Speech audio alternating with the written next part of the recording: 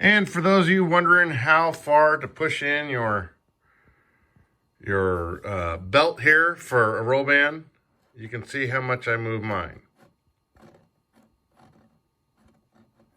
It's not super tight, but it's not loose enough that it slaps up against this carbon frame right here. So on the other side, if you happen to see dust or, where'd you go? Come on, where'd you go? There it is. If you happen to see dust on this side, because this thing is flapping back around, and this might be just a hair loose.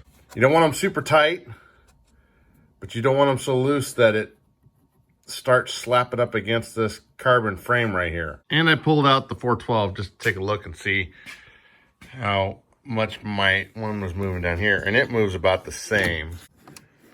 It deflects about 1/4 inch. So it's not super tight, but it's not tight enough that it's gonna slap in on this piece of the carbon frame. If it's slapping up against there, then we got issues. And I came around the other side. This side's a little bit better to see. I'm not pushing real hard on it. So you think, oh, that's way too loose. But it's just tight enough so it doesn't slap around and hit this carbon frame here like we did on the other side. But it's tight enough that, you know, it's not going to do that, and not so tight that it creates drag, because we all know that these systems with the extra gearing going down for the tail create extra drag, and especially on that thing over there. That, oh, Jesus.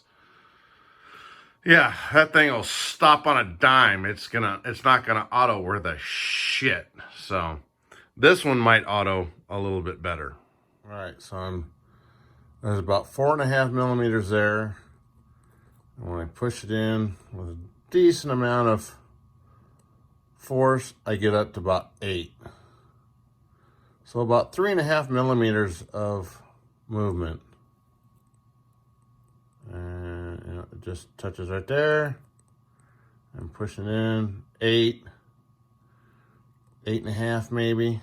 3.5 to 4 millimeters of movement on there when I measured from there.